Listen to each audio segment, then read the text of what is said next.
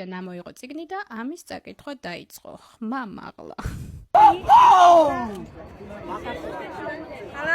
天地转，光阴跑，1万年太久，只争朝夕。四海翻腾，远水路。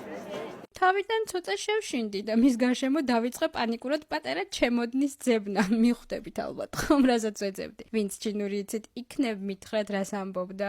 და ესეც შეპირებული ხედი. აქედან აკრძალული ქალაქი ხელის გულივით ჩანს. ჯინგშანის პარკის მწვერვალიდან გადაშლილი აკრძალული ქალაქის ხედები უნიკალური გამოცდილებაა. აქედან შეგიძლიათ დაინახოთ სასახლის კომპლექსის ყველა დეტალი. დაწყებული ოქროსფერის სახურავებით, დამთავრებული უზარმაზარი ეზოებით, რომლებიც მეფურ სიმშვიდეს და ატმოსფეროს ქმნიან. ეს ხედები ყველაზე შთამბეჭდავია მზის ამოსვლისა და ჩასვლისას, ასე რომ გაითვალისწინეთ. ჯინგშანის პარკი უბრალოდ ადგილი არაა. იგი სულიერი თავშესაფარია, სადაც შეგიძლიათ განიტვირთოთ და პეკინის ლამაზეები თავიდან აღმოაჩინოთ. თუ პეკინში მოხვდებით, ვფიქრობ, ეს ადგილი აუცილებლად უნდა მოინახულოთ. იმედია მოგეწონათ ეს ვლოგი, თუ დაალაიქებთ და გააზიარებთ, ძალიან დამეხმარებით. ჩვენ კი შევხვდებით შემდეგ თავგადასავლებში. თუ გაინტერესებთ შემდეგი გაჩერება სად მაქვს, გამომიწერე, რომ არ დაგეკარგოს ჩემი გვერდი და დაელოდე შემდეგ ვიდეოს. აბა დროებით!